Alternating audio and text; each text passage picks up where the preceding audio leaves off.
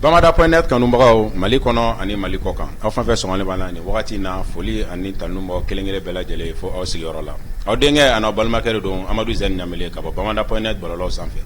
walasa bi an y'an ka jamukan sigi ko kura jamukan mun an bɛna an da don kunnafoni belebele saba la ni ka o walawala yalasa bɛɛ lajɛlen ka faamuya sɔrɔ la o kunnafoniw de bɛna tali kɛ an y'a ye bi an ka ba Maliba kɔnɔ attaque saba kɛra ɲan fɛ ni o bɛ tali kɛ Kolokani mara Douanzan ale ni Segu an bɛna an da don kunnafoni na ni ka o walawala yalasa bɛɛ lajɛlen ka faamuya sɔrɔ la o tɛmɛnen kɔ an ka kunnafoni filanan o bɛna tali kɛ an ye k'a fɔ an ka jamana ɲɛmaaw y'a ɲini MINUSMA mɔgɔw ka porte-parole fɛ ni ka ko ka ba Maliba bila tile 3 dilen don a ma Mali bilali ko la an bɛna an da don o ko in sɔrɔla sababu minnu na kun minnu nana n'a ye an bɛna an da don la ni ka o walawala o tɛmɛnen kɔ an ka kunnafoni sabanan o bɛna tali kɛ k'a fɔ terrain kunkolo kura saba kan ka na an ka ba Maliba la don n'a nataw la an bɛna an da don kunnafoni fana la ni ka o walawala yalasa bɛɛ lajɛlen ka faamuya sɔrɔ la o la an bɛna an ka kunnafoni naaninan n'o bɛ kuncɛ o bɛ tali kɛ premier ministre Sogɛl Kogala Mayiga n'an b'a fɔ jɛkulu dɔ ma ko cadre des partis politiques olu y'a ɲini k'a fɔ ko premier ministre Sogɛl Kogala Mayiga ka démissionner an bɛna an da don o fana kunnafoni na ko walawala yalasa bɛɛ lajɛlen ka faamuya sɔrɔ la o la n ye wele bila maa fila minnu jɔyɔrɔ ka bon kosɛbɛ Mali ko in na n'u kɛlen bɛ k'u cɛsiri faso in ye n'o bɛ tali kɛ Amara Sila ale ni OMT la yan'an ka don jamukan kɔnɔ n bɛ kuma d'u ma u ka foli ani tanu di an filɛbagaw ma Amara Sila n bɛ kuma daminɛ la fɔlɔ salamu aleykum. Walekum salam yanbɛ aw ka kɛnɛ baasi t'i la. An b'a Bamada.net mɔgɔ sɔgɔlen b'an na an ka foli belebele bɛ se u bɛɛ ma. Ka demander u fɛ ka émission ka partager kojugu ka sababu kɛ i bɔra ka thème minnu fɔ révélation bɛ an bolo kabako don u ka partager ni Ala ni kira sɔnna misa émission suivi la n'Ala sɔnna o la an bɛ kuma di OMT ma a fana ka foli di an filɛbagaw ma OMT Ɲamele kɔri baasi t'i la an b'a la tanu folikan jumɛn b'i bolo ka di an filɛbagaw ma nin wagati ma fɔ fɔlɔ a'uuzu billahi mina shaitanir rajim bismillahir rahmanir rahim k'Ala fo ka barika da masa jalakibali sotigi Ala ale de bi yɛrɛ e ni Amara Sila la ka technicien na wallahi ka sela ka kiraba in kan an kuntigi Muhamadu kisi na sallallahu alaihi wasallam ka Mali dinɛ ɲɛmaa bɛɛ fo ka Mali karamɔgɔ bɛɛ lajɛlen fo an fana mɔkɛ ma fo ya buya dana sɔrɔ Sarafa k'a fo ka sen k'a fo n'a dinɛ mɔdenw ka dugawu ɲini an fɛ ka dugawu kɛ an jamanaden malien bɛɛ lajɛlen Mali woturu to k'u fo u ka cɛsiri n'u ka wulikajɔ la u ka faso kanu na u ka baara kelen na n'u bɛ baara min na hali bi ka malidenw yɛrɛ fo ka kɔɲɔmunnu u ka musala la u ka muɲu na jamana ka taɲɛ kama ka sen ka maliyɛnw fo an ka diaspora k'u fo yan k'u fo ka sen k'u fo u bɛ mun na Ala de bɛ se k'u sara an bɛ Ala deli Ala k'u sɔn yɛrɛ nafama na u ka segin ka sɛnɛ u ka jamana kɔnɔ Ala ka n'u dɛmɛ Ala ka n'u sutura ka Bamada lamɛnbagaw a filɛbagaw k'u fo ka sen k'u fo courage min b'u la u ka cɛsiri la ka segin ka Bamada yɛrɛ fo a temps yɛrɛ a bɛ information di maliyɛnw ma a ye maliyɛnw bonya a b'u informer a b'u bɔ kun fana Ala de b'a annonce o la ka Ncani Baraji ka co-directeur fo Amara Sila ka wulikajɔ la le juge chercheur ka maliyɛnw kunnafoni à tout moment a yɛrɛ fo la ka maliyɛn bɛɛ fo ne yɛrɛ bɛ tɔm tɔgɔ la n'o ye M5 ye ka tɔnden bɛɛ lajɛlen fo u ka hakilina n'u ka Mali jɔ sira la Ala ka kuma nafamaw b'an na Ala ka kuma barikamaw na rapport min jamana jɔ Ncani Baraji aw yɛrɛ o la i n'a fɔ aw bɔra ka nin maa belebele filaw ka folikan mɛn cogo min na an b'a fɔ a ye k'aw ka nin jamukan in aw ka partager kosɛbɛ parce que kunnafoni minnu bɛna di u nafa ka bon o la an bɛ an bolo don an ka kunnafoni fɔlɔ n'o bɛ tali kɛ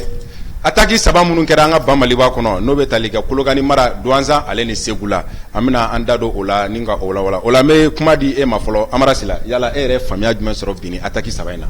Ok, i ka nin kɔrɔfɔ diyara n ye effectivement attaque saba de kɛra an bɛ wagati min na bi siga t'a la dɔ kɛra Kolokani dɔ kɛra Douanzan ale ni dɔ kɛra Segu a kɛra attaque simultanéw ye pratiquement a bɛɛ kɛra armée ka kanu ye siga t'a la donc an bɛ enseignement min tirer n'i y'a ta k'a lajɛ c'est que terroristes tellement que u affaiblila u bɛ ka tentative désespérée de kɛ a bɛ fɔ nin ma nin bɛ jate kamikaze de ye i b'a dɔn n tɛ se mɔgɔ la mais n bɛ taa n yɛrɛ yira a la a k'a dɔn ko oui ne bɛ yan siga t'a la donc terroristes u bɛ o phase de kɔnɔna la c'est à dire ni kana mɔgɔw dabali ban ni kana mɔgɔw ja tigɛ ni kana mɔgɔw kabakoya parce que n'i y'a ta k'a lajɛ bi armée kɛlen bɛ ka front sugu bɛɛ datugu terroristes ye a tɔgɔ bɔtɔ filɛ n kɔnɔ i mana Kolokani ta k'a lajɛ o attaque kɛra kɛcogo min na i b'a ye k'a fɔ u nana aux environs de 5 heures du matin u nana i b'a ye a tɔgɔ bɔtɔ filɛ n kɔnɔ gendarmerie ale ni forçat éléments u nana ka na kɛ o de kan ni mɔgɔ min bɛ ni unité ninnu dɔn i b'a dɔn k'a fɔ ninnu dabɔlen bɛ terroriste fagali de kama bɛɛ b'a dɔn u tɛ se ni unité ninnu na mais u b'u k'u ka mun na pour que ka population terroriser pour que k'a yira diɲɛ don o don aw de b'a la k'a ka armée bɛ ka monter en puissance anw dun bɛ se k'aw ka kanw attaquer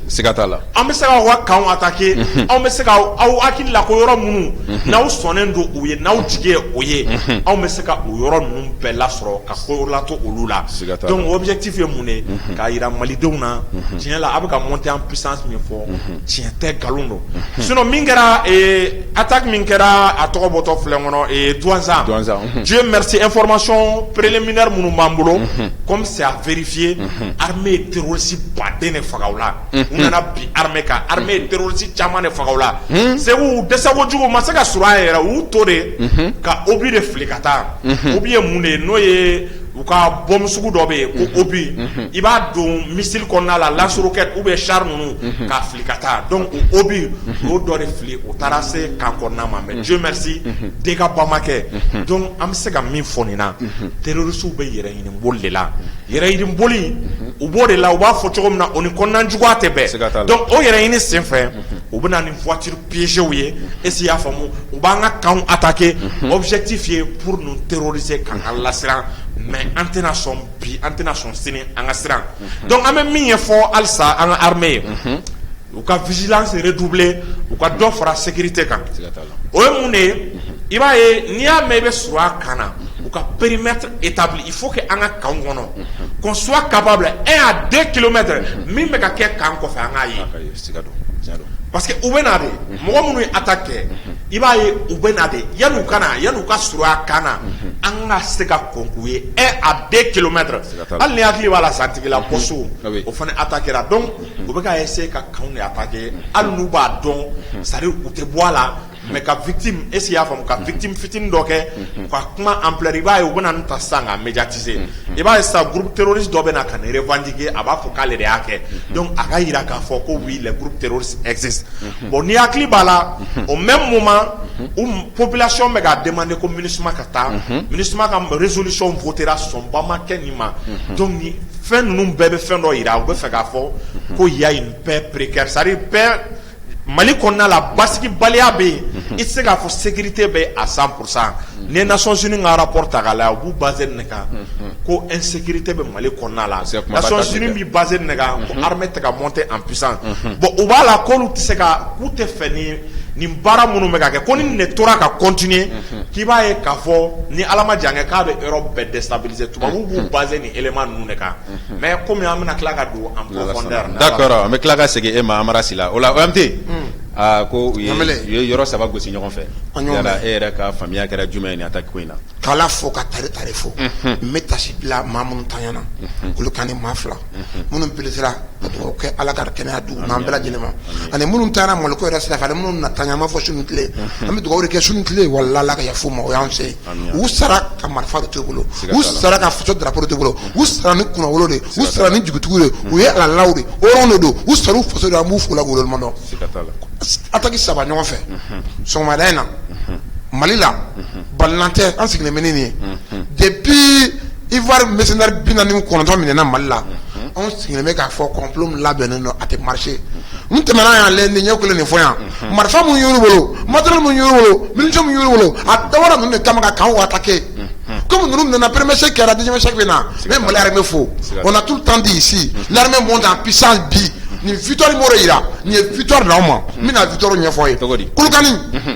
attaque kɛra cogo min na an y'a mɛn voiture 6 de nana ani moto baden mais voiture 6 min bɛ ɲɛfɛ fɔlɔ pick-up 7 ani ambulance 7 ambulance ni armée natɔ u b'a fɔ banabaatɔ dɔ a bɛ ka na a bɛ urgence la u nana n'o de ye u fɔlɔ ka fɔlɔ ma attaqué fɔlɔ o ye gendarmerie de u ye Kolokani gendarmerie attaqué tuma min na forçati mɔgɔ minnu bɛ olu fɛ olu ye arme bila ka taa olu kun bɛ mama sa ye mais maa kelen de berese la o kama a y'a sɔrɔ équipe filanan bɛ yen u ye forçati mɔgɔw attaqué olu y'a teni jusqu'au bout ka yɛlɛmu kan u bolila o y'a sɔrɔ cɛ 2 tanyana blessé bɛ taa 4 ɲɔgɔnna na ani civil 2 kelen garde dɔ muso ye ani kelen garde dɔ den ame kenan ame dugawu kala ka nɔgɔya k'u ye olu yɛrɛ bɛ kayi kɔnɔ yen ko in kɛra ten douanza la même chose mais yen o ma marché armée y'u bunte jumu bɔra ale b'a da dɔn an bɛ yɔrɔ min na ko bi hali si armée bɛ sanfɛ k'u bunte tuguni a bɛ daminɛ maa 49 ka yɛlɛ sanfɛ terrorisme neutralisera pour l'instant mun tora la ala de b'o da dɔn armée bɛ ka continuer mais même ye kunnafoni b'an bolo an tɛ laga dɔw fɛ an tɛ laga dɔw fɛ pièce min kɛra ye ministre sema ye o complot la han cogo di o minnu sera ka convoi là nous sommes maintenant actuellement an bɛ 19 heures kɔnɔ mais Mali autorité ye minnu bɛ douanza u ye ministre ka convoi bloqué douanza an ye kunnafoni teliman sɔrɔ ka bɛ Abdou Niang ani fan caman olu bloqué bɛ parce que olu profilé ministre ka pièce b'a la ministre ka janfa b'a la pour que ka se ka armée ka kan tigɛ douanza j'ai dit o est fort parce que ko ye fila ye ani saba ɲɔgɔnna fɔlɔ ministre ye missionnaire minnu kɔ dogo k'a fɔ minnu ye Mali la i bɔra ka sɔrɔ la olu nɛnɛ Mali ko ka rotation jɔ pour que k'a dɔn an ka effectif exact dɔn ministre ye o ye fɔlɔ ye filanan ministre porte-parole min yan ale k'a bɛ armée Mali autorité ka kuma lakari Nations Unies yɛrɛ b'o ale kɔrɔ k'a fɔ minnu minɛna u sɔrɔla tɛ u mana sɔn ministre ka ci la wa u nakun tɛ Mali la wa document t'u bolo olu ma Mali autorité informé ale ko ale ka faamuyali la a y'a tuté bɛlɛn bɛɛ y'a ye k'a fɔ u kun ye Mali autorité informé donc ale ye kalamanci a tun bɛ janfa na bɛ ku la donc Mali y'ale gɛn 72 heures a kan ka minɛnw n'a so cɛ ka bɔ jamana kɔnɔ maintenant ministre ye janfa mun na ministre bɛ ko mun na Mali bɛ ka bɔ a kalama il fallait déstabiliser le pays ka transition mɔgɔw lase yan u ka reculer u ka segin u kɔ donc ministre ka continuer ka baara la donc an bɛ attaque mais u bɛ ɲinɛ mun kɔ k'a fɔ bi Mali armée monte en puissance j'ai dit o est fort équipement bɛ yen matériel bɛ yen bi motivation bɛ armée kun na sɔrɔlaw fan fɛ bi confiance bɛ yen bi minnu sara Kolokani u fila kelen y'a sara ka taa mobili de kɔnɔ pick-up b'a bolo a bɛ ka terroristes bunte bilahi y'a sara ka to a b'a boli fɔlɔ ni ngalon bɛ boli armée dore an n'an ka dɔgɔ an bɛ sa de mais an bɛ sa jamana ye an bɛ sa faso ye n'an sara faso denw ka dɔn ye k'an sara olu de kama n'an fana bolila jamanadenw bɛ sa an y'u janfa an ye sara mun ta depuis kunun fɔ bi zanfan don aramu b'an kɔnɔ an t'o kɛ an ka armée fo la an filanw don an dɔgɔninw don an kɔrɔw don n'u ye mun kɛ a kan ka fɔ ka courage don tɔw la ka tɔw encourager jamana ka se ka avancer ni janfa in bɔra ministre na j'ai dit o est fort siga yɛrɛ tɛ n'a yɛrɛ nin ko in janfa a nalen don a mɛnna an b'a kalama mais o kelen tɛ n'an bɛ taa ɲɛfɛ an bɛ bɔ ko kalama an bɛ don ko tɔ ye k'a ɲɛfɔ aw ye. d'accord Amara Sila OMT bɔra ka laseli dɔ kɛ ni k'a fɔ ko maa bɛ se ka siga MINUSMA la nin ko in na yala ni e yɛrɛ hakilina fɛnɛ ye jumɛn ye OMT ka laseli. effectivement i b'a dɔn mɔgɔ bɛ se ka siga MINUSMA la comme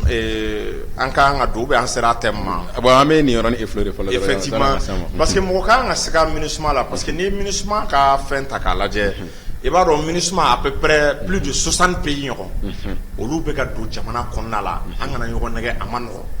parce que u ka objectif ye k'olu nalen bɛ ko kana jamana stabiliser ka population civile protéger bon n'i y'a ta k'a lajɛ attaque fɛn fɛn bɛ ka kɛ a bɛɛ bɛ ka kɛ population civile de kama bon ni ye MINUSMA ta k'a lajɛ business de don wari ɲini de don MINUSMA soldat kelen i bɛ taa sɔrɔ a ka salaire bɛ doubler ka tripler a bɛ min ta a ka jamana la i bɛ taa sɔrɔ n'a nana MINUSMA compte la ONU ka compte la o fila ou bien o saba donc i b'a ye olu tɛ se ka sɔrɔ ka ban quoi MINUSMA équivalent min bɛ Congo RDC a bɛ plus de 20 ans bɔ san 20 u fana taara k'u bɛ population protéger mais min bɛ ka da Congo population kan a ɲɔgɔn ma deli ka d'u kan donc alors que ONU ka soldats bɛ yen k'u bɛ yen yɔrɔ ninnu protéger donc i b'a ye k'a fɔ MINUSMA OMT bɔra ka min fɔ u ka convoi ye min mɛn ko armée y'u ka convoi arrêté bon hali résolution kɔnɔna la maliyɛn ni ne kangari da u ye ko n'a bɛ opération na MINUSMA kana to ka i gɛrɛgɛrɛ u la MINUSMA ka to ni MINUSMA bɛ déplacement fɛn fɛn kɛ a k'i sara an na maliyɛn nin fɔ n'i hakili b'a la résolution bɔra an ye nin réserve bila kan ti jɛ ni a ye MINUSMA ka yaala a yɛrɛ ma an t'a contrôler o b'a yira an sigalen de don u la yɔrɔ caman na sinon ko ta i ka analyser dɔrɔn terroristes ils sont en perte de vitesse u man ka se ka attaque ba sugu dɔ kɛ tuguni u ka marifa ninnu fila ni véhicule ninnu entretien de bɛ k'u la u tɛ se ka olu temps sɔrɔ tuguni ka sababu kɛ armée bɛ ka pression min da u kan mais n'i y'a ye halisa terroristes bɛ ka poyi u bɛ ka marifaw sɔrɔ u bɛ ka équipement sɔrɔ an k'an yɛrɛ ɲininka a bɛ bɔ min Mali dun frontière sécurisée don siga foyi t'a la an bɛ don min na ko bi frontières sécurisées don aéroport sécurisé don mais problème ye mun de ye MINUSMA ka minɛnw mɔgɔ tɛ min dɔn a bɛ convention de kɔnɔ u bɛ don u tɛ contrôler quoi diplomate ka minɛnw tɛ contrôler o i b'i dan tigɛ n'i dɔnna ka ban i ni minɛn fɛn fɛn bɛ na a tɛ contrôler a dun kabiri an bɛ MINUSMA ka autorisation kabiri a bɛ demander k'u kana an ka jamana kɔnɔna la i b'i tɛgɛ nɔ de bila a la mission de maintien de la paix c'est-à-dire n'u nana u ka minɛnw tɛ contrôler u ka minɛnw tɛ vérifier o sen fɛ ninnu ni mɔgɔ minɛn u ni terroriste ka arme baden bɛ se ka na u ni terroriste ka mine baden bɛ se ka na u bɛ se ka terroriste u bɛ se k'u fournir armement ni équipement na donc i b'a ye k'a fɔ tant que MINUSMA ma ta ka bɔ an ka jamana kɔnɔ an kana ɲɔgɔn nɛgɛ an sɔrɔla an ma taa ma dɛ voilà d'accord OMT Amara ka sila ka lasew la a tun ye hakilina dɔ fɔ n'o de bɛ tali kɛ k'a fɔ ko an ka gouvernement k'u kan ka lajɛ ko ka fɛɛrɛ dɔw tigɛ yalasa maaw kana se ka gɛrɛ hali kana ten ka sɔrɔ a kilomètre hakɛ damadɔni ɲɔgɔn u ka suguya ka dɔn ka sɔrɔ u ma se kama yala e yɛrɛ fana bɛ se ka mun fɔ o waati la. mais mun fɔ yɔrɔ la c'est très important pour mina taxu kɛ ce sont des subsalistes fila tɛ nin ye dɔgɔnɔ tɛ nin ye bamanan tɛ nin ye tɛ bɔbɔ ye tɛ siyako ye tɛ maliyɛn ye il faut être formé sur le plan militaire il faut être équipé sur le plan militaire donc mɔgɔ gansan tɛ se ka nin sugu kɛ tactiquement techniquement mɔgɔ min bɛ armée kalan i bɛ dɔn armée la nin ko in janfa i b'a faamuya un coup ka kan dɔn ka kan ye ti je e pas un subsaliste e tɛ foyi ye fila gɛnɛ ba gɛnɛ e tɛ foyi ye misi gɛnɛ e tɛ foyi ye sɛnɛkɛla ye k'e ta dɔrɔn tile kelen k'e formé k'e bila tenni na e ka marifa tɛ ka se ka nin ko dɔn janfa dɔ janfa min na bi n'an bɔra réalité kalama an kana o dugu yɛrɛ an k'o fɔ ka nɔgɔ b'o la k'a fɔ équipement min yɛrɛ ninnu bolo matériel b'u bolo bi à distance à 4 km surtout maraw minɛ Ivoire ninnu ka mercenaires la o ɲɔgɔnnaw de b'u bolo équipement de b'u bolo stratégie de b'u bolo fo k'an ka tiɲɛ yira malɔn na même autorité y'a labɛn tant que technicien wɛrɛ don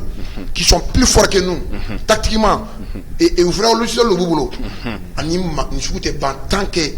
amara kuma dɔ fɔ c'est très important frontière tigɛra se ka don dugu ma mais u bɛ ka don ARN de fɛ o contrôle ba tɛ yen o ARN an y'u minɛ laban mun nana an y'u minɛ o n'u ka équipement minɛ maintenant minnu bɛ yan olu de bɛ ka opérer munna anw ka kan saba a tɛgɛra bi anw ma MINUSMA ka aide sɔrɔ filanan MINUSMA bɛ ka convoi de bɛ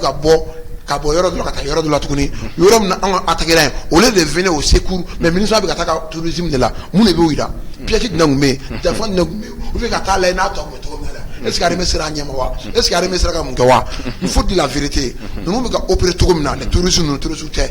ne b'a fɔ MINUSMA sɔrɔlaw don ye minnu ladon les mercenaires qui dit haut et fort n'an b'a jɔ an jɔyɔrɔ la an k'an jɔ n'an t'an jɔ an k'an jɔ Mali y'an ta de armée bɛ k'i ɲɛ bɔ o de kama équipement sɔrɔla wa bi u jɔyɔrɔ la an ye résultat min kɛ nin ye victoire de u y'a dabɔ ka kanw de minɛ kɔrɔlen n'a kɛra kanw bɛ minɛ pendant 2 jours 3 jours dugu bɛ terroriser mais bi au moins de 1 à 2 heures u y'a kɛ cogo min na u yɛrɛ responsé 3 heures an m'a bila ka ɲɔgɔn kan u nana cogo min na u seginna ten wa anw gɛn fo tu kɔnɔ hali tu kɔnɔ an b'u gale bi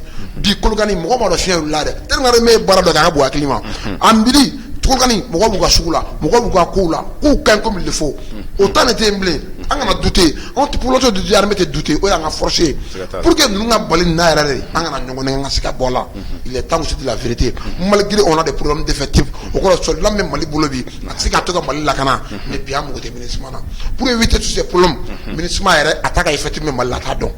Mali t'a dɔn MINUSMA mɔgɔ hakɛ min zone na Mali t'a dɔn MINUSMA t'a dɔn o atigi mana ko la jɔn y'o kɛ an si t'o dɔn an kana taa baga dɔngɔnɔ ma an kana taa baga filan ma an kana taa baga siya wɛrɛ ma il faut dire aujourd'hui nin ko in biɛnkana sɛnɛlen biɛnkana k'a ye man di wa biɛnkana dɔnna ka ban donc an b'a sen bɔ ka tɔgɔ de k'a gɛn an k'o fɛɛrɛ la sabati. d'accord n y'a ye b'a la kɔrɔfɔw bɛ ka boli kosɛbɛ MINUSMA kan o la an b'an sen fa yanni an ka don sujet filanan la Amara Sila nin attaque ko in na i ka kumakan laban jumɛn yanni an ka don thème filanan na. nin attaque ko in na ne ka kumakan laban ye min ye. Et dans un premier temps, armée k'a lajɛ sisan i b'a dɔn OMT bɔra k'a fɔ problème d'effectif ko b'an na o ye tiɲɛ quoi u k'a lajɛ sisan u ka population civile fɛnɛ u n'u bɛ se ka baara kɛ cogo min na u fɛnɛ sen bɛ se ka don sécurisation na cogo min na caman i bɛ nin fɔ mais cɛ n'an ma u lajɛ quoi a ma nɔgɔn quoi est ce que vous voyez population ni armée halisa u bɛ se ka baara kɛ transfert d'information na cogo min na en même temps n'o k'a sɔrɔ hali réserviste dɔw bɛ se ka former armée kɔnɔ parce que n'i ko i bɛ recrutement ba kɛ ala ko tiɲɛ sara ko problème bɛ poser mais volontaire a ka di dɔw ye est ce qu'il y'a faamu ka to armée la olu ta tɛ wariko ye quoi donc n'olu dɔw ciblé la est ce que vous voyez u ka fara armée ka effectif kan en même temps dugu o dugu la ni armée taara camp défensif bɛ o mais armée ni population yɛrɛ ka jɛ k'a lajɛ u bɛ se ka dugu yɛrɛ fɛnɛ défense sigi cogo min na quoi donc a ka ca Ala fɛ a b'a to terroriste u kɛ man di ka don quoi parce que n'i y'a ta k'a lajɛ n'u ma taa u ɲɛsin armée ka kama i b'a ye u bɛ don dugu kɔnɔ ka taa population civile faga donc a ka u ka défense u ka population civile fɛnɛ former armée notion élémentaire ni fɛn dɔw la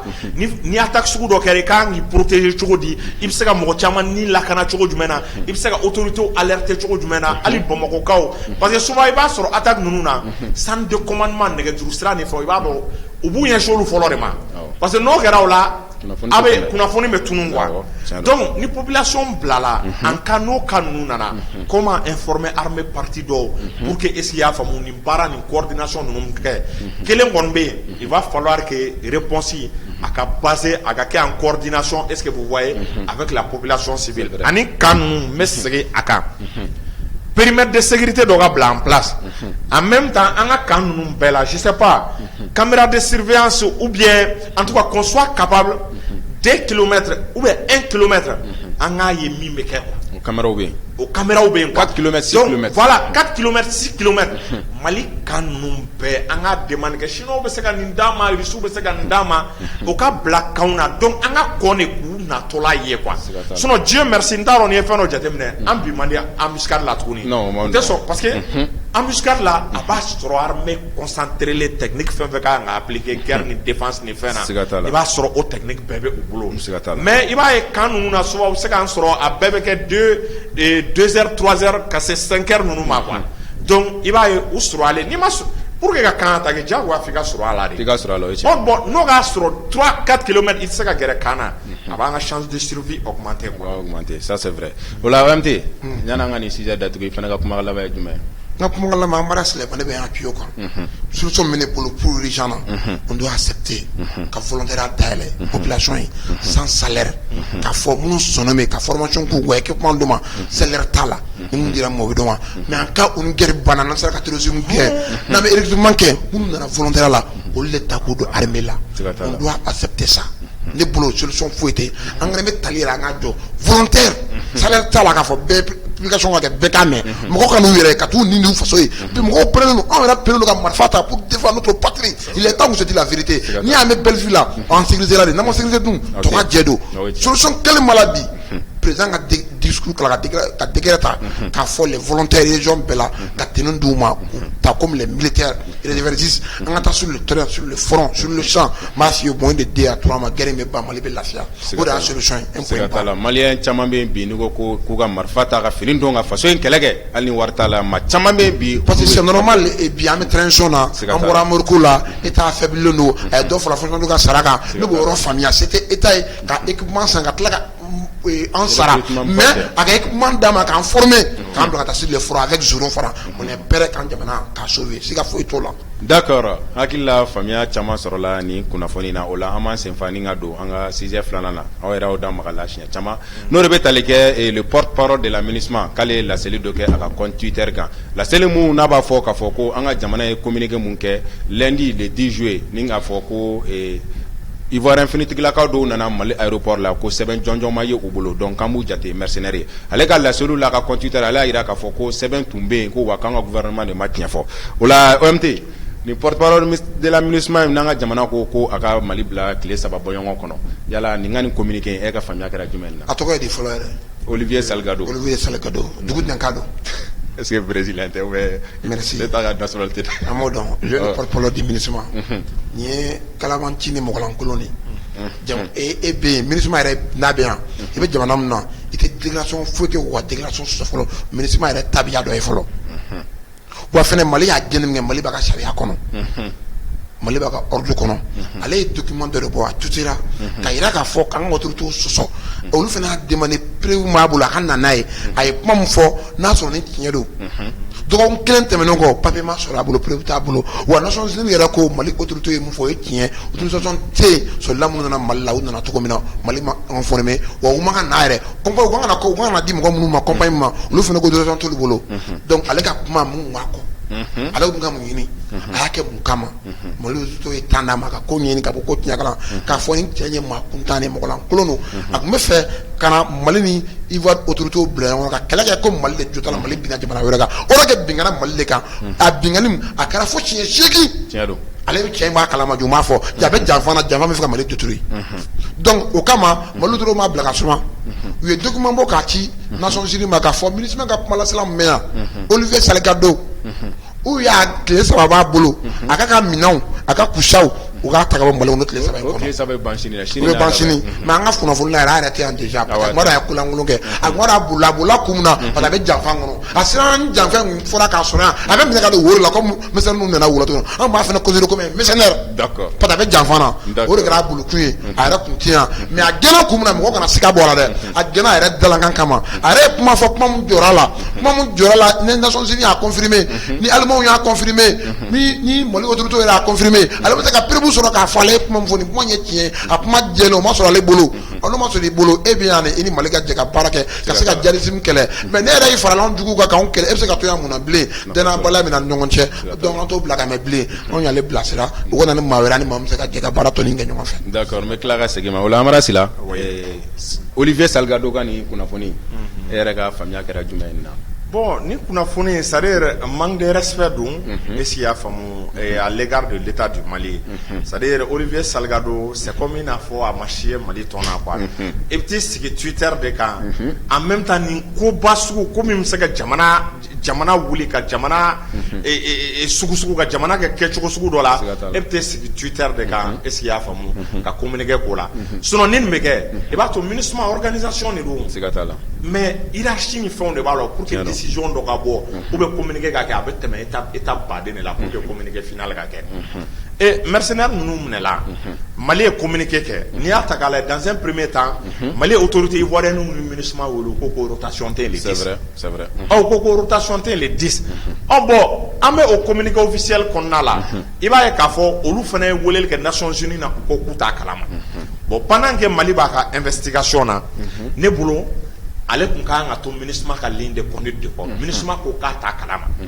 e taara ko Mali autorité kun informelen bɛ ko soldat ivoirien ninnu mɛnalen donc ça veut dire que e bɛ ka Mali État ka crédibilité de bila en jeu parce que affaire min don n'a ma traité ka incident diplomatique bɛ se ka bɔ a kɔnɔna la ça veut dire que ale bɛ ka souhaiter Mali ni Côte d'Ivoire ka kɛlɛ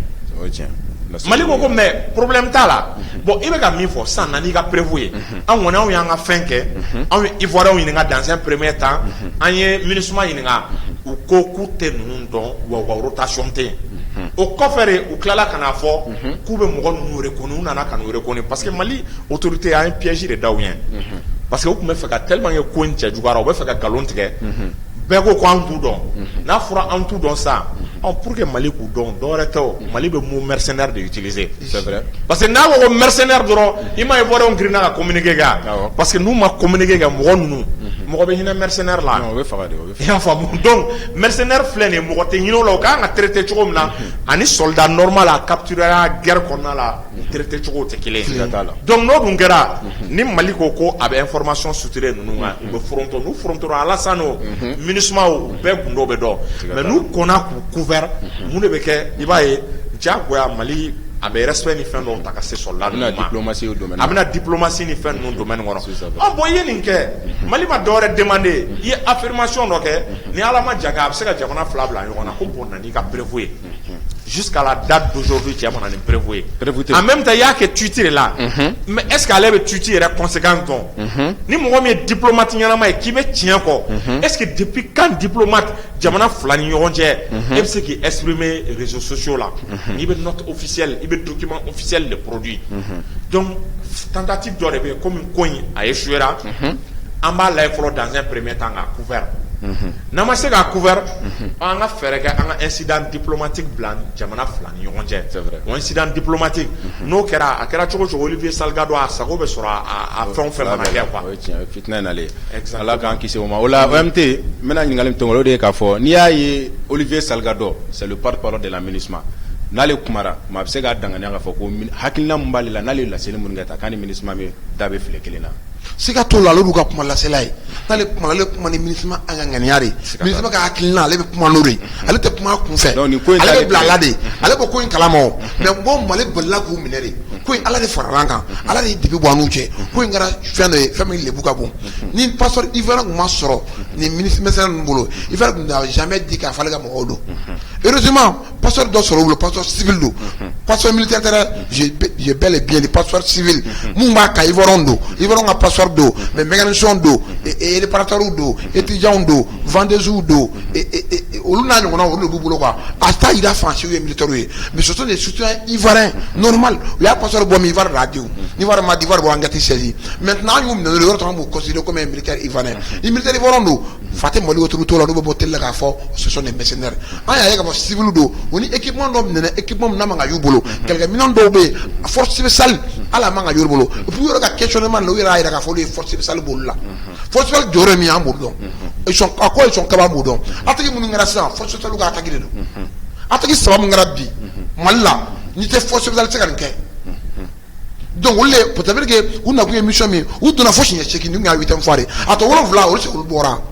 mali ye ko ka rotation jɔ o de kama bon o de kama ministre porte-parole in ale tun bɛ fɛ ka kun déjouer mais Nations Unies a ye k'a fɔ ko in bɛ ka taa yɔrɔ min na mali autorité u kunkolo b'u kan da la u hakili sigilen maa faamuyalenw don wa militaire don comme l'homme politique u n'olu tɛ kelen u hakili ka di toju Nations Unies désolé ka bɔ ale ka tuti la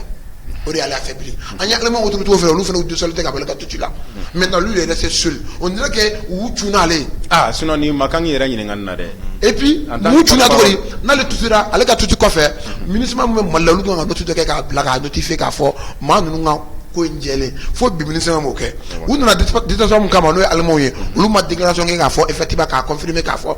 ivoirien bɛ ka mun fɔ ko in siga t'a la ko in jɛlen olu fana t'u nɔ la bon u y'ale kelen de piéger ale kɔnna ka kuma pour que k'an ka autorités déstabiliser pour que k'u sira u kana kuma mais ale kuma ni kɔfɛ an ka autorités ma kuma olu t'u nɔ la wa déclaration kɔ finalement président sɔrɔ ivoirien bolo k'a yira k'a fɔ an k'u informer mali ko ka ninnu dɔrɔn de papier fitinin dɔrɔn k'a yira k'a fɔ an ka mali autorités informer ivoirien tɛ se k'an informer dɛ n'ivoirien fɛ k'an informer olu ka décision min na mali la ils sont obligés de passer par Nations Unies Nations Unies de b'an ka ministre des affaires étrangères écrit ale fana bɛ an ka ministre des affaires étrangères fana b'an ka ministre de la défense écrit n'o y'o sɔrɔ n'o y'a validé kuma a b'a sɔrɔ k'a sigi Nations Unies ma o b'a sɔrɔ k'o bila ka na mais ninnu nana ni barrage ye yan ministre barrage u y'a bɔ min a fɔra ministre barrage pour que ka d'i ma n'i bɛ na fɔlɔ de lela ni nana lela bon information bana kuma avec ya blaga tika détachement na barci be sɔrɔ ka dima n'a sɔrɔ ni policier o barci be dima armée o barci be dima ko barci ma sɔrɔ bolo aéroport la ko ministre barci ma di olu ma fɔlɔ ko après fi kɔfɛ minɛnw bari ta ye minɛnw na ninnu ka barci kelen c'est vrai que depuis ça olu ka barci kun nana n'u kun bɔra aéroport fɛ dɔrɔn u kan ka taa mission min na bɛɛ bɛ ka barci kan ka tigɛ mission na ni mission sugu kun b'a la o ala de farala kan ninnu ni équipement min nana n'olu kun ye bi attaque kɛ an bɛ kuma min na sisan t'an sɔrɔ o la an bɛ ala fo ka barika da bi layi mata jɛgɛbali o de b'a fɔ hali bi an ka diinɛmaw an ka maa dɔnnenw an ka maa baw u ka dɔ fara dugawu kan dugawu bɛ ka minɛ u kana saliya u kana décourager u ka dɔ fara kan mali dugawu bɛ ka minɛ u ka dugawu barika de b'a la a bɛ minɛ wa n'a minɛ jamana ye a bɛ jamana in kisi siga yɛrɛ t'o la walayi. d'accord o la Amara Sila e min ye juriste chercheur n'i y'a ta k'a lajɛ MINUSMA ɲɔgɔn organe belebeleba comment est-ce que MINUSMA ka propos n'o de ye k'a fɔ ko olu tɛ mɔgɔ ninnu reconnu olu ka porte-parole kelen ka tila tuguni ka n'a fɔ ko mɔgɔ ninnu ka document tun bɛ yen yala mɔgɔ bɛ se ka nin faamuya ni minɛ jumɛn u da bɛ file kelen na wa ou bien nin ko in kɛra cogo di e yɛrɛ ka analyse la. non u da bɛ file kelen na n'i y'a ta k'a la u da bɛ file kelen na ko min kɛra tellement que a cɛ ka jugu u bɛ k'a lajɛ sisan de ka ko in couvert quoi dans un premier temps u tun bɛ fɛ k'u cɛ u y'a ye i y'a affaire in remonter cogo o cogo a bɛ MINUSMA a b'u ka complicité yira donc i tɛ ɲɛ a bo min cɛli kɔ i b'o kelen cɛ quoi est ce que vous voyez donc u nana sisan a bɛ fɔ nin de ma protection diplomatique u bɛna don affaire kɔnɔ ka affaire kɛ u yɛrɛ ta ye sisan sinon dans un premier temps MINUSMA tun tɛ affaire la est ce que vous voyez on traitait vraiment avec des mercenaires quoi donc Ivoire ye sen don a la MINUSMA ye sen don a la parce que n'o tɛ c'est-à-dire kisi cogo tɛ nin soldat ninnu na quoi ni soldat ninnu bɛɛ bɛ sa kaso la Mali kɔnɔna la quoi voilà donc i b'a ye k'a fɔ o de la on ni quelque part u ye Nations Unies ɲininka ale ko k'ale tɛ nin mission sugu kalama en même temps ko hali ni arme bɛ na quoi a tɛ na ni nacogo la quoi mais e bɛ se k'a faamu jamana cogo jumɛn na taa États-Unis bi Mali ka armée contingent dɔ bila u équipelen don lourdement k'a sɔrɔ a ma Amérique autorités informé est ce que u bɛ sɔn u ka tɛmɛ à l'avance surtout n'u ka marifa a tɛ se ka kɛ o bon nin b'a yira an b'an yɛrɛ ɲininka est ce que Mali falen tɛ mercenaires yɛrɛ la parce que ɲininkali min bɛ yen i b'a kalama nin b'a dɔn nin b'a yira k'a fɔ ko ninnu bɛ deli ka nin kɛ u delina kɔrɔ de don quoi u bɛ deli ka nin baara sugu kɛ mais ala de OMT bɔra ka min fɔ ala de bɔra kɔkɔrɔ nin na quoi parce que imaginez n'i y'a ye ninnu kariara ka na u m'an ka affaires étrangères informé à l'avance ça veut dire que a cas dɔw de la ka kɛ a cas dɔw de la ka kɛ o mɔgɔw bɛ min o mɔgɔw bɛ dans la nature olu de bɛ taa fara jihadistes kan a équipement ninnu ni équipement minnu bɛ na o de bɛ taa di jihadistes ma ka baara kɛ donc o de la an sera niveau dɔ ma an kana ɲɔgɔn nɛgɛn MINUSMA ka baara ka kan ka jɔ parce que n'i ye yɔrɔ dɔ ta k'a lajɛ plus de 60 nationalités ɲɔgɔn jamana kelen kɔnɔ o rotation et ka rotation imaginez ban plus de 60 pays olu bɛɛ ka rotation bɛ kɛ armée ka rotation bɛ kɛ Russie ka rotation bɛ kɛ G5 ka rotation bɛ kɛ mais i kɛ cogo cogo dɔw bɛ passer ka contrôle ɲin'a ma quoi i se k'a bɛɛ contrôler o de la force internationale mana caya jamana o jamana la a jamana tɛ sécurité sɔrɔ pas du tout mais aw ɲini a exemple tɛ diɲɛ kɔnɔ ko force internationale cayara yɔrɔ min na ko sécurité bɛ yen mercenaires bɛ laban yen mercenaires bɛ laban yen quoi donc o de la i b'a ye k'a fɔ an kana ɲɔgɔn nɛgɛn ONU a t'a ka mission kɔnɔna la tuguni a bɔra a ka mission kɔnɔ parce que dans un premier temps au lieu k'a ka population civile protéger ale yɛrɛ de bɛ k'u jatigɛ a ka na action ye nin bɛ bɛɛ de lasiran normalement MINUSMA ka kan ka population civile hakili sigi mais ni MINUSMA tɛmɛna yɔrɔ min na bi population civile de bɛ ka terroriser a ne bolo n'i ye ko ta k'a lajɛ n'a bɛ ka na population de kama ɔ population yɛrɛ bɛ k'aw ka action ye cogo wɛrɛ la a sera niveau dɔ ma a t'aw yɛrɛ kan d'accord o la Amara Sila n'i y'a ta k'a lajɛ an ka gouvernement o ye wele bila ko Togo ka kumaɲɔgɔnya kɛ ani Ivoire cɛ ka tali kɛ ni finitigilaka ninnu ka ko la e yɛrɛ ka e ye nin faamuya nin message na Assimi Goïta n'a ka cɛdenw fɛ bon an ka gouvernement u ye wele bila effectivement pour que kumaɲɔgɔnya ka kɛ parce que n'i y'a ta k'a lajɛ an bɛ période min kɔnɔna la MINUSMA bɛ fɛ ka fɛn dɔ de créer ani tubabuw peut-être Ivoire autorité bɛɛ b'a kalama o de ye incident diplomatique ye jamana fila ni ɲɔgɔn cɛ i ma Ivoirien ko anw de ka soldat don sisan o kɔrɔ de ye sisan Ivoire de bɛna soldat ninnu protéger a bɔra sisan Mali ni soldat ninnu cɛ quoi a kɛra jamana fila ye donc n'a kɛra jamana fila ye ni Ivoire ko k'olu ka soldat don ni Mali y'u bangu bila a fana u fana bɛ se ka action dɔw kɛ o n t'a dɔn o bɛ se ka kɛ action nature min ye est ce que vous voyez mais a bɛ jamana fila cɛla gɛlɛya parce que Mali ka communauté baden de bɛ Côte d'Ivoire n'i y'a ta k'a lajɛ bon état dun n'i y'a ta k'a lajɛ k'i ka malidenw protéger yan ka tila k'u protéger Côte d'Ivoire a ka gɛlɛn bon front dɔ mana dayɛlɛ ala k'an kisi risque dɔ bɛ yen a ka kɛ guerre ni Mali ni Côte d'Ivoire cɛ actuellement l'armée malienne c'est une puissance dans la sous-région a tɛ siran dugu siɲɛ mais n'a fɔra i bɛ ka duguw kɛlɛ i bɛ ka terroristes kɛlɛ i bɛ ka mɔgɔ dɔ i bɛ k'a fɔ MINUSMA ni barika ninnu ka taa an kana ɲɔgɔn nɛgɛ a front caman a dayɛlɛli état kelen tɛ s'a kɔrɔ quoi wa ni incident wulila ko hali kɛlɛ ka kɛ Mali ni Côte d'Ivoire cɛ e hakili la Côte d'Ivoire de bɛna kalan kɛlɛ kɛ autant de bɛ profiter Côte d'Ivoire la ka kɛlɛ kɛ Mali la donc i y'a ye état réfléchira nin bɛɛ de la est ce que vous voyez mais d'ores et déjà an bɛ se ka min fɔ mɔgɔ ninnu bila la justice ka bolo kan hali n'o ka sɔrɔ négociation ni fɛn bɛ kɛ i b'a sɔrɔ fɔlɔ Mali kiri bɛ passer nin b'a yira an ka autorités u y'an ka kiri bonya quoi u y'a bonya u y'o fɔ minɛ ko ko in kɛ kumaɲɔgɔnya ka kɛ bonya ani Mali ka a banna hɔrɔnmakɔnɔya kɔnɔ parce que l'état a deux options soit an bɛ loi d'amnistie ta o la u bɛ kiri jɔ o bɛɛ ye sariya cadre ye ou bien soit ninnu bɛ se ka kiri donc n'u kirila le même jour Assimi bɛ décret ta k'u gracier o ka ni négociation sugu dɔ bɛ kɛ hali dɔw fana b'a fɔ ko k'a demander k'a kɛ échange ye Mali politicien bolilen dɔw bɛ Côte d'Ivoire quoi ko militaire ninnu échange olu donc o dun o fana ka nana tɛ yan nɔ quoi o fana hakilina dɔ ye proposition dɔ o la OMT yala an ka Assimi an ka jamana ɲɛmaaw u ye nin waleya mun kɛ ni k'a fɔ ko Togo ka kumaɲɔgɔnya kɛ ani Ivoire cɛ e yɛrɛ ye message in faamuya ni hakilina jumɛn ye faamuyali fila t'a la kelen don an ka autorité kunkolo b'u kan de la maa faamuyalen don maa hakili juru jalen don sinon il faut que i k'a faamuya mɔgɔw bɛ k'a bila ka sira ma o sira tɛ sira kumaw bɛ ka fɔ sira kelen min don Togo de ye président ka ministère affaires étrangères ci an ka autorité ma a nana nin kuma in de Mali dun ko baasi t'a la anw de bɛ positionner force la siga ka bɔ la maa dɔ de bɛ fɛ ka na bin an y'u minɛ anw y'a demander Togo fɛ maintenant a bɛ se ka kumaɲɔgɔnya kɛ ni Ivoirien cɛ nin ko in a ka ko in ka ban sutura la a ko in ka ban bonya la a ko in ka ban jamanaden ɲuman la anw sɔnna Togo ka bila a ɲɛ ma o tɛ baasi ye o ne bolo o ye ɲuman sira ye mais fɔ ninnu ka non Ivoirien mulalen de don j'ai dit haut et fort bi mɔgɔ tɛ mun kalama dugu jukɔrɔ dugu ma Ivoirien ka autorité b'an ka autorité wele don o nin ko in ka se ka ban sutura la o ye diplomatie sira ye ka fulu tigɛ nana mina kɔnɔ mais an ka autorité fana bɛ information dɔ de nɔfɛ mun y'u bila nin na jɔn bɛ nin kɔ u bɛ ka jɔn de dɛmɛ u bɛ ka jɔn de sutura mun nana ni nin bɛɛ ye a n'a tɔw bɛ min ni Ivoire ninnu sɔnna an n'u ka sigi ka kuma k'o suturaw fɔ ɲɔgɔn ye mun nana ni nin ye tɔ minnu nana u nana mun na k'a dɔn k'a fɔ Ivoire b'an ka kɛlɛkɛla in kɔfɛ Ivoire k'i da bɔ a la parce que an b'a dɔn maa de Ivoire fana bilara Ivoire tɛ o an mago o résultat dɔw la Ivoire ye Faransi ka gérer kɛ a kɛra échec ye a kɛra lebu ye k'a fɔ an y'u minɛ an b'u faga a bɛ mun ɲɛw ye an b'u minɛ an b'u lebu a bɛ mun ɲɛw ye mais n'an y'u minɛ u nana tiɲɛli la il est temps diplomatie ka faamuyali kɛ malien million joli bɛ Côte d'Ivoire o tɛ baasi ye an tɛna se ka guerre ɲɛ Ivoire b'an dɔn o ma deli ka kɛ ka guerre ma deli ka kɛ an ni Ivoire cɛ ka tɛmɛ a delila ka kɛ ka tɛmɛ o laban cogo min na olu b'o dɔn an b'o dɔn an tɛna da mɔgɔw kan don min na Ivoire fana crise guerre civile sɔrɔ u fɛ yen anw ye mun kun ye an b'o dɔn an ɲɛnu ma mun an b'o dɔn Ivoire mun nana dogo Mali la an ye mun kun ye an b'o dɔn donc an tɛna yɛrɛ bila o kuma la mais an ka autorité y'a faamuya de il est temps aujourd'hui an ka taa ni voie diplomatique sira ye n'a ni Ivoire sigira ka kuma an k'a dɔn mun y'u bila la u ye nin kɛ mun na ko ne kun b'a ko kɔfɛ ko wɛrɛ ne b'a ko kɔfɛ anw ni mɔgɔw wolola bi bi ka k'anw de kan n'anw ye ninnu dɔrɔn faga u ka mɔgɔ wɛrɛw bɛ sur le terrain n'olu activé an ni maa kelen cayara an ka autorité u nɔ b'a la donc an bɛ ko in kɛ hakili ko ye an tɛ ko in kɛ dusu ko ye maa minnu kun kɔfɛ wa n'olu tɛ sa olu t'a kɔnɔ u t'a dossier dɔn u tɛ foyi kalama la ka kuma dɔrɔn parce que n ka jamana man di ye ou bien minnu bɛ autorité jamana autorité minnu bɛ k'an mara bi olu ɲɛna man di ye n tɛ ka n dahirimɛ sɔrɔ fɔlɔ n bɛ wari fu min sɔrɔ o jɔyɔrɔ tigɛra non an t'an da mɔgɔlu kan an ka autorité mɛ ni n'a ɲɛ maa i bɛ to fanga de la k'i to sera mun ka di Ala ye k'i mada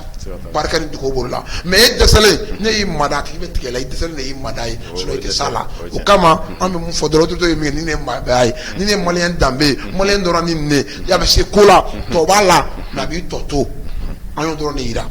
donc n'an bɛ taa n bɛ se n'Ala sɔnna a ma. d'accord i ka kumakan laban fɔ nin sisan kan yanni an ka. n ka kumakan laban nin sisan la dɔrɔn c'est juste que foyi tɛ bɛn bɔ ani faamuyali bɔ autorité bɛ ka taa direction min na direction ta sira ka ɲi fo k'a faga u ye fɛn kelen ni gɛlɛya cogo ma u yɛrɛ gɛlɛya Nations Unies ma Mali souveraineté kɔni ka bonya o bɛ bonya tant que ne bɛ bonya u sɔnni bɛ fɛn bɛɛ ma donc anw yɛrɛ bɛ mun kɔ bilen n'an ka souveraineté bonya tɛ fɔlɔ de an ka souveraineté an y'a ta ka di jamana wɛrɛ ma bi an y'aw minɛ o la a b'an yɛrɛ bolo n'o bɛ ka bonya ka ban diɲɛ fɛn fɛn la an ka don da fɛ an ka yɛrɛ b'o la. d'accord o la Amara Sila ni siège in kan e ka kumakan laban ye jumɛn e ka kumakan laban ye min ye dɔrɔn e k'a fɔ MT a bɛɛ fɔ c'est à dire an mago bɛ bonya de la dɔrɔn fɛn kana don an ka jamana kɔnɔ an tɛ min suguya dɔn sinon ko in daminɛ ni wari kun y'an ye fɔ aw ɲininkara ni kun ko k'a ka mɔgɔ don a kun tɛ se nin bɛɛ la o n'i y'a y'an k'u ma mercenaire mais imaginez soldats tunna i ka jamana kɔnɔ ni maramafɛnw u ko an bɛ ka se ka jamana dɔ la an ye aw wele ka aw ɲininka aw ka mɔgɔ de ye nin ye n'u kun ko ka mɔgɔ don an kun b'u gɛn de dɔrɔn u bɛ segin quoi aw ɲininka ko k'a ka mɔgɔ tɛ an ye MINUSMA fana ɲininka MINUSMA ko a ka mɔgɔ tɛ mais diyagoya choix wɛrɛ t'i la k'u considérer ko mercenaire n'u kun ye nin kɛ en même temps u ye erreur dɔ kɛ Ivoirien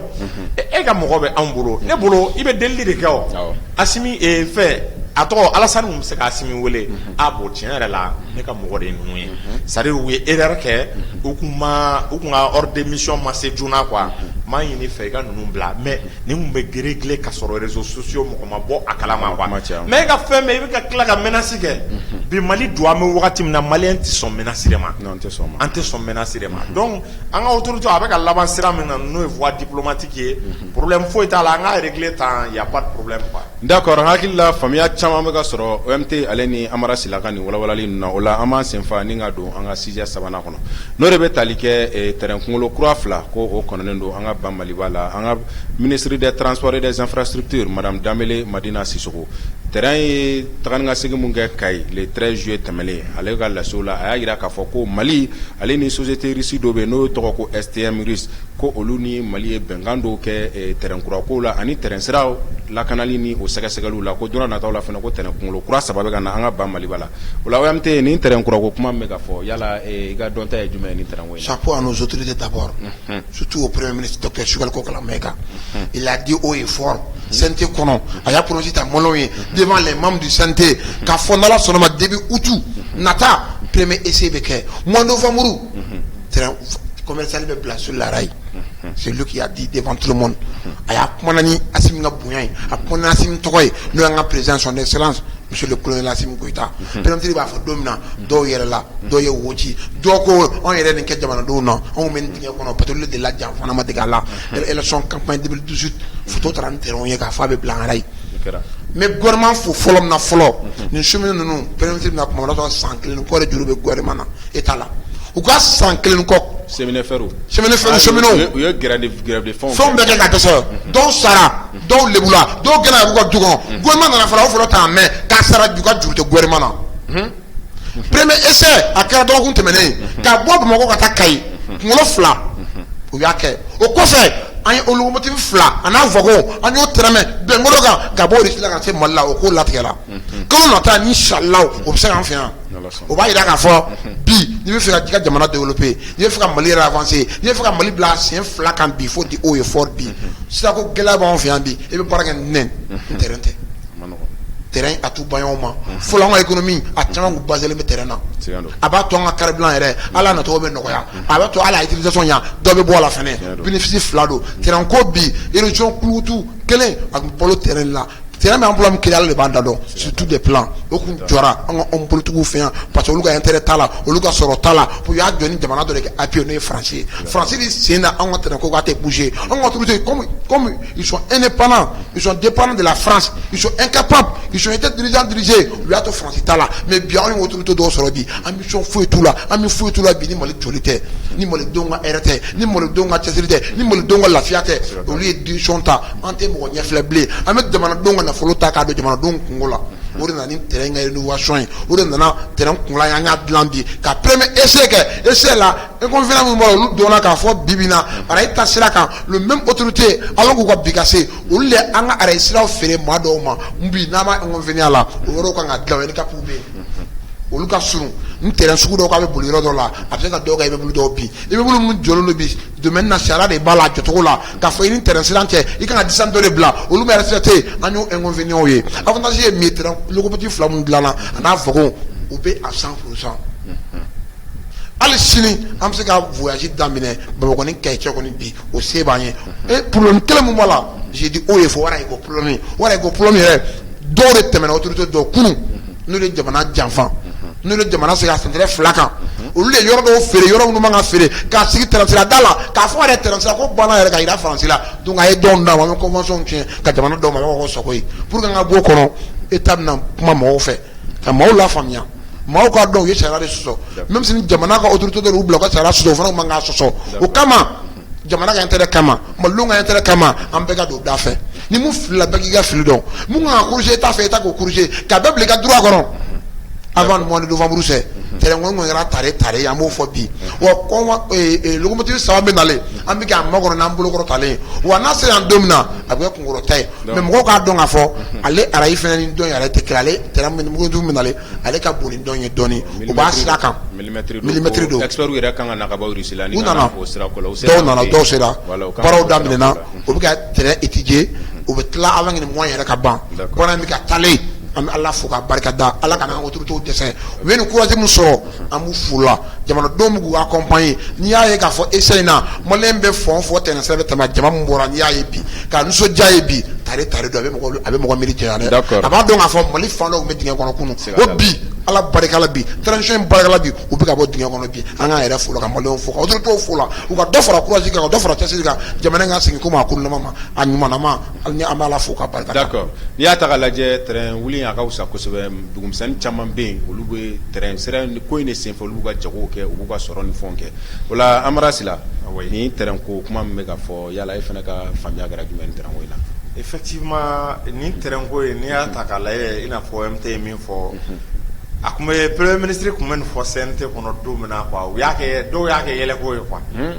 dɔw hakili la k'a tɛ se ka kɛ ko politique kumaw don quoi donc a y'a fɔ an hakili b'a la k'a kɔni tɛ dɔwɛrɛ dɔn ko yanni ɲinan san bɛ ban ko terrain bɛ bolo Mali la o kɔfɛ ministre Abdoulaye Diop ye tagali dɔ kɛ Russie il y a 2 voire 3 mois ɲɔgɔn a bɛ 3 mois ɲɔgɔn bɔ à peu près o senfɛ n'i hakili b'a la f'u ye layidu ni fɛn caman d'a ma c'est à dire kabini Diop ka délégation na Russie ko k'olu kɔrɔtɔlen yɛrɛ don quoi c'est à dire ko u natɔ Diop natɔ u bɛ experts bila ka na ko dans 10 jours u bɛna baara daminɛ OMT bɔra k'a fɔ baara ninnu daminɛla quoi est ce que vous voyez mɔgɔw ye locomotive minnu ye essai la caman bɛ ka taa kɛ yɛlɛ ni n'aw ka terrain kura nin terrain ninnu bɛ nalen tellement que dɔw bɛ fɛ ka transition ka action saboter u tɛ fɛ ka u mana ko ko kɛ u b'a miiri ko politique ko don donc olu taara k'an taara kɔrɔlenw ko i bɛ k'a ye min kɛ ko ka taa kɔrɔlenw peinture alors que minnu commande kɛra olu tɛ kɔrɔlen peinture yɛrɛ mɔgɔ ma deli ka du kɔnɔ terrain kura de don wa terrain moderne de don a terrain u ɲɛnaw yɛrɛ u cɛ ka ɲi a terrain climatisé len don confort ni fɛn sugu bɛɛ bɛ a kɔnɔ parce que Mali se ka développer an kana ɲɔgɔn nɛgɛ n'i y'a ye an ka gitɔrɔnw bɛ tiɲɛ OMT ye min fɔ parce que i mana mobili bila sisan tuma bɛɛ a ka taa sira kan ka taa minɛnw ta ka na sira tɛ si sɔrɔ sira si tɛ si sɔrɔ terrain siraw de bɛ se ka na ni fɛn caman ye ni donni baden ka sɔrɔ a ma kɛ dégâts ye accident ma k'a la est ce que vous voyez carburant ko kuma ni fɛn ko kuma t'a la donc terrain de bɛ se ka o baara kɛ terrain de bɛ se ka na ni donni baden ye wa a bɛna kɛ sababu ye ka emploi di mɔgɔ min ma c'est énorme quoi. C'est énorme. En même temps, gare ni fɛn ninnu a bɛɛ de bɛna les rénover ka kɛ kura yɔrɔ minnu cɛ ka ɲi yɔrɔ luxueux c'est à dire Mali an bɛna le développement sira de ta en même temps a tɛna dan nin ma dɛ a tɛna dan nin ma terrain sira wɛrɛw kan ka bɔ yɔrɔ wɛrɛw la hali projet bɛ Mali ni Guinée ninnu bɛɛ cɛ est ce que vous voyez terrain sira ka kɛ an kana ɲɔgɔn nɛgɛ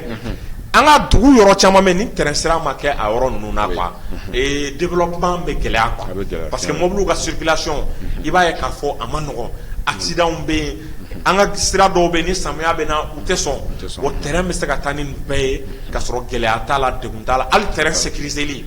i b'a ye k'a fɔ u ka nɔgɔn ni mobili sécuriseli ye mobili tagatɔ donc maliyɛnw ka bila u hakili la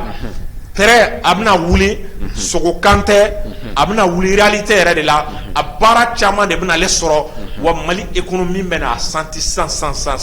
donc décembre fɔra mais an ma se décembre la ne b'a dɔn an bɛ ka taa ni vitesse min na kɔni est ce que an bɛ décembre yɛrɛ sɔrɔ ka sɔrɔ baara ma daminɛ. D'accord, o ye kunnafoni duman ye o la ka kɛ ni wagati tɔgɔ ye a fɔ an ma senfa ka don an ka 6 naaninan kɔnɔ n'o de ye k'a fɔ jɛkulu dɔw bɛ yen n'an b'a fɔ o ma ko cadre d'échange des partis politiques olu ka laseliw la ko a ɲininen don ko premier ministre Sogɛl Kokala Mayiga ko a ka démissionner OMT an mun ye M5 cɛdenw ye yala ni laseli in tɛ taa kɛ laseli ye nin ko in yɛrɛ sɔrɔla mun fɛ an bɛ nɔgɔ bɔ kuma la fɔlɔ ka kuma tilen ka fa faro la Sogɛl ye jamanadenw ka premier ministre ye M5 RP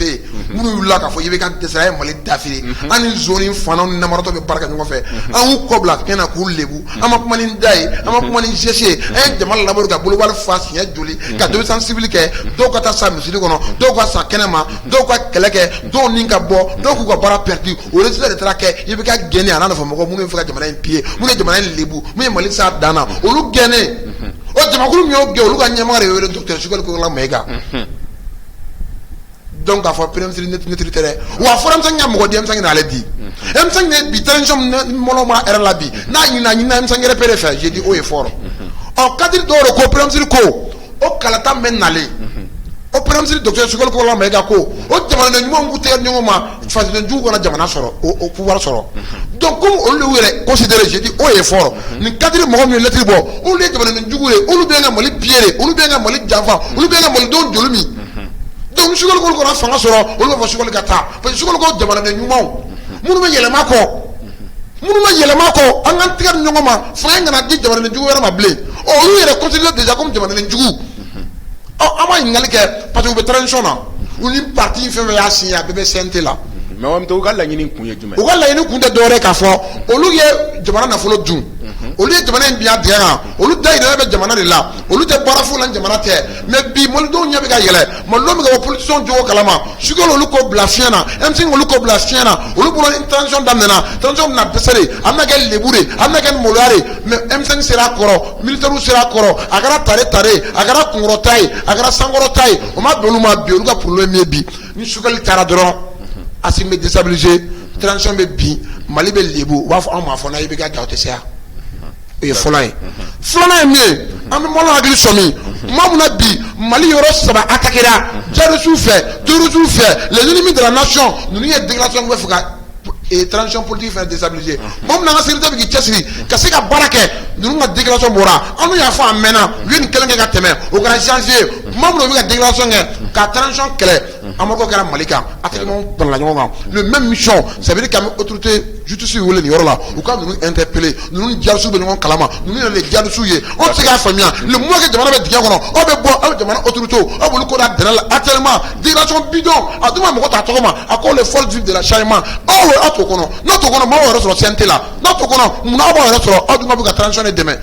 donc avec galontigɛ la an ka bɔ galontigɛ kɔnɔ ne bɛ dute ninnu na j'ai dit haut et fort ninnu ka déclaration bɔ waati a n'an bɛ crise min kɔnɔ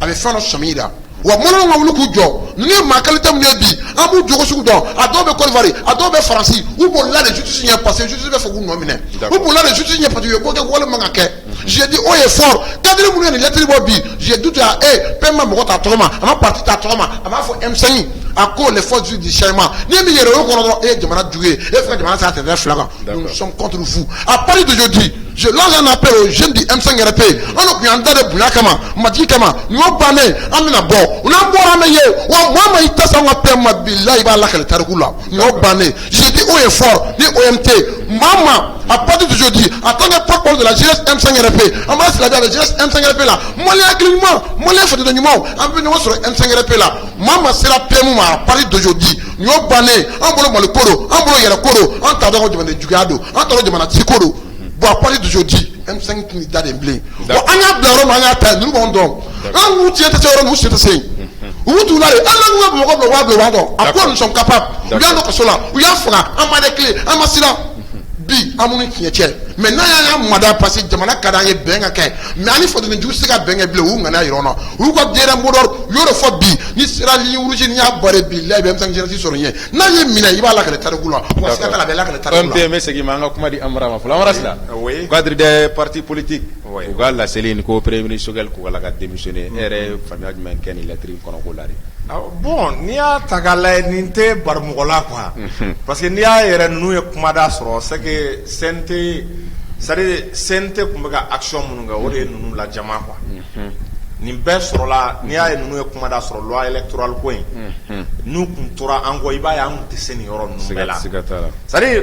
premier ministre bɛ ka baara fɛn fɛn kɛ jamana stabilité de don transition in a bɛ kun cɛ hɛrɛ la cogo jumɛn na parce que changement de kɛra n'i y'a ta k'a lajɛ force de wulila ka changement kɛ o force minnu y'o kɛ u bɛ jamana stabiliser cogo jumɛn na en même temps n'o banna acquis minnu bɛ yen ko dɔw de kɛra transition in na olu bɛ continuer cogo jumɛn na i n'a fɔ OMT bɔra ka min fɔ premier ministre ko force du changement ni min yɛrɛ y'o kɔnɔ o tuma i bɛ wele cogo jumɛn na o tuma i ye ennemi de la nation de wa ou bien jumɛn de don. Ce sont des ennemis de la nation. Est-ce que yɛlɛma kɔ voilà donc nin ma yɛlɛma kɔ ne tɛ yɛlɛma kɔ i bɛ mun de kɔ tuguni. mais est-ce que jɔyɔrɔ ko kɛlɛ tɛ jɔyɔrɔ ko kɛlɛ tɛ c'est-à-dire jɔyɔrɔ ko kɛlɛ bɛ a la quoi ninnu yɛlɛma minnu bɛna kɛ problème bɛɛ ye mun de ni transition in banna sisan ta an ka élection kɛ jagoya kiiri ko bɛna kiiri dossier bɛna accélérer caman de bɛ yen i b'a sɔrɔ minnu kan ka taa kaso la minnu kan ka juger dossier ba bɛ minnu kɔrɔ e m'a ye o de la loi électorale ko la u caman taara n'o bɛ CNT kɔ u bɛ CNT kɔ parce que munna a b'u kunna sa ni o cas ni militaire dɔ bɛna présenter ou bien mɔgɔ min bɛna présenter olu bɛn'u ka voix kɛ k'o dɛmɛ donc n'olu y'u ka voix kɛ k'o dɛmɛ o tigi mana sigi o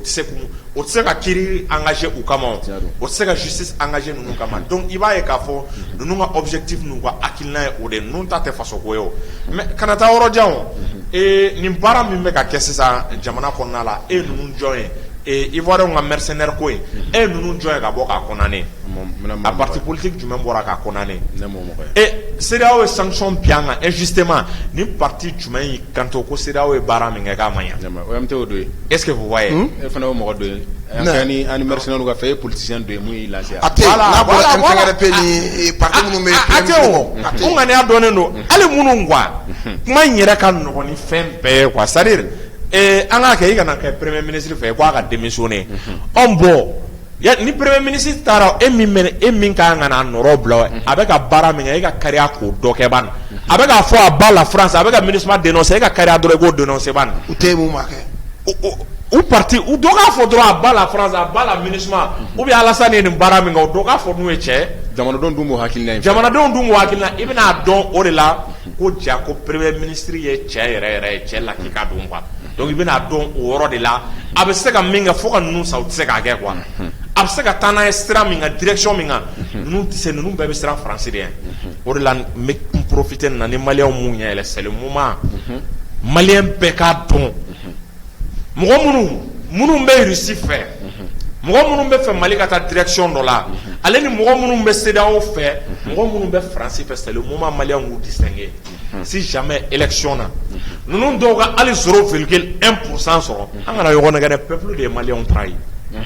sinon fɛn bɛɛ kɛra bɛɛ ye ninnu ka visage ye u ɲɛda dɔnna n'u ye pourcentage sɔrɔ élection nata o kɔrɔ o ye population de nɔ ye ni ko ko an sɔrɔ population de nɔ o ye tiɲɛ d'accord u t'o sɔrɔ yɛrɛ ka ni jigi dɔn u t'o sɔrɔ bilayi o de to u b'a fɔ ka taa élection na tila k'a fɔ Assimi ka représenter an tɛ ka si ka ninnu na mais Mali ko fana don dɛ maliyɛn yɛlɛma ko dɛ hali maliyɛn y'o yira élection législative passée 2020 a laban cogo min na o ye yan mɔgɔw votera min olu ka voix k'u yɛrɛ ka mɔgɔw ta an b'u cogo dɔn an b'u ŋaniya dɔn d'accord k'a kɛ ni wagati tɔgɔ ye OMT i ka kumakan laban ye jumɛn ni thème in kan yanni an k'ale fana datugu kumakan laban ka taa ni ka maliyɛnw wele ka na an ka tɛgɛ di ɲɔgɔn ma ka dɔn maa dɔw bɛ u tɛ transition in fɛ ma deli ka k'a fɛ olu de kɛnɛ k'u datugu tulu la jeli ma bi o ma bi n bɛ se k'a faamuya bi maa dɔw bɛ kadiri la bi olu de jamana justice b'olu de nɔ minɛ bi u sigalen b'u la bi u b'olu la kadiri ma ye chance kɛ k'a fɔ u ka segin ka na u t'a mago t'o kuma la transition bɛ ka baara ɲɔgɔn bɔra ɲɔgɔn kan ne ma bɔ u ye lettre bɔ k'a fɔ u féliciter mais bɔra bɛ kɛ ka jamana in dafiri olu de b'u ko ɲɛma an ye dɔ k'o la an ye dɔ k'o la ka mɔna minnu ye force vive de changement ye comme le premier ministre a bien dit ne b'aw bɛɛ wele an ka jɛ k'an tɛgɛ di ɲɔgɔn ma jamana y'an ta de jamana in man ka bila de la an ka na sɔn bilen fadenjugu dɔ kana jamana mara ka jamana sigi a sen tɛ fila kan on doit jamais accepter ça mais an tɛ atikɛ jeudi o ye fɔlɔ an tɛ atikɛ mun bɛ an ka jamana sariya sɔsɔ mais an bɛ to jamana sariya kɔ an b'u répondre comme il le faut comme il se doit ka to jamana sariya kɔ jeudi o ye fɔlɔ mais bi là on est tout le temps été comme ça même M5 kɔnɔ même 2 ans civil donc a kɛra ma hali don min na CEDEAO président bɛna don min na mun ye maaw bɔ ka taa marifa ci a na aéroport la malgré tout fa ye fanga sɔrɔ an ma taa élevanci la wa an tɛ élevanci kɛ mais fɛn fɛn ye fanga d'a ma jamana kɔnɔ k'a fɔ bi maa ma ko i bɛ dankari ni fanga in na o se fɛn bɛ b'anw ye k'i la repousser an b'a kɛ k'i ka jogo fila a se fɛn bɛ b'anw ye se o se sariya kɔnɔ jeudi e y'o ye fɔlɔ bi là an b'a se bila en application pour que ka transition sauver ka Mali sigi a kɔrɔlen ma n'Ala ka jɛ ye. D'accord Amara Sila i ka kumakan laban ye jumɛn ye ni yanni an ka jamukan datugu wagati y'an minɛ. Kumakan laban c'est à dire maliyɛnw ka u ɲɛ yɛlɛ maliyɛnw ka autorité de la transition soutenue politicien minnu bɛ ka bɔ n'u ti faso fɛ u ka faso kanu an kana ɲɔgɔn nɛgɛ a bɛ kɛnɛ kan ninnu mana fɔ k'u bɛ action fɛn fɛn kɛ a kɛra marché o a kɛra fɛn o mɔgɔ si kana sɔn i kɛra jamana kɔnɔ i kɛra jamana kɔ kan i kɛra parent kana sɔn i ka mɔgɔ kelen ka taa ninnu ka kɛnɛ kan parce que ninnu u ka ko solution dɔrɔn de ye o bɛ baara o baara la c'est à dire a kun tɛ dɔwɛrɛ fangako tɛ yan ni mɔgɔ ma sɔn ka tugu u kɔ dun nin ko dɔw sisan nin tɔ bɛ population de bolo en même temps k'a ɲɛfɔ an ka transition mɔgɔw fana i b'a dɔn mɔgɔ minnu n'i tɛ se ka baara kɛ kun kelenna kelen na i tɛ se k'i si kɛ ko f'i k'olu fara ɲɔgɔn kan quoi a tɛ se ka kɛ quoi an sera niveau dɔ ma mɔgɔ dɔw bɛ yen olu tɛna sɔn fo ka diɲɛ wuli an b'olu to kɛrɛfɛ de ka avancer quoi an b'olu to kɛrɛfɛ de ka avancer hali n'i y'a ye n bɛ segin ka na loi électorale ko la parce que an y'a tenté k'an bɛ bɛɛ de lamɛn o n'an kun taara bɛɛ dun tɛ se ka sɔn bɛɛ tɛna sɔn est ce que i y'a faamu donc o de y'an bila nin retard la an ka avancer an ka taa à la vitesse supérieure ni minnu ma sɔn tubi ma an ka olu to an ka avancer. D'accord o la an b'aw ladɔnniya k'a fɔ ko wagati min tun dira ma o wagati sera an bɛ segin ka foli di Amara Sila ale ni OMT ma u ka cɛsiri la fasoko la ani aw minnu fana sɔgɔlen ma na an b'aw fo an b'aw ladɔnniya k'a fɔ ko ni ne tun ye aw tulo a n'aw ɲɛ garisɛgɛ Bamada.net kan nin wagati in na aw k'an bɛn sigi wɛrɛ wasalaam.